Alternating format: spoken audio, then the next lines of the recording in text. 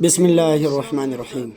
محترم سامعین کرام، 40 احادیث کا سلسلہ جاری ہے۔ آج اس سلسلے کی حدیث نمبر 18 پیش خدمت ہے۔ اس حدیث کی روایت امام ترمذی رحمہ اللہ نے کی ہے اور حدیث کے راوی ابو ہریرہ رضی اللہ تعالیٰ عنہ ہیں۔ نبی کریم صلی اللہ علیہ وسلم نے فرمایا، لیس الغنا عن کثرت العرض ولکن الغنا غنی النفس، کہ مالداری دنیاوی ساز و سامان کی زیادتی سے نہیں ہوتی بلکہ اصل مالداری تو دل کی مالداری ہے۔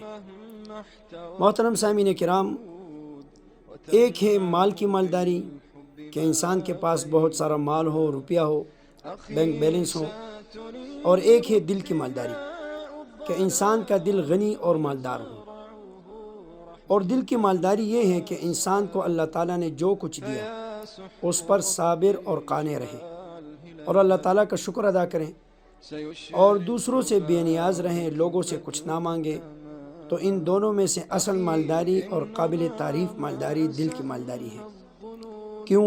کیونکہ اس مالداری میں اللہ تعالیٰ کی دی ہوئے پر انسان راضی ہوتا ہے، اور اسی کو رضا بالقضاء کہتے ہیں کہ میں اللہ تعالیٰ کی تقسیم اور فیصلے پر راضی ہوں۔ یہی ایمان بھی ہے۔ تو اللہ تعالیٰ ہمیں نفس کا غنا اور قناعت نصیب فرمائے۔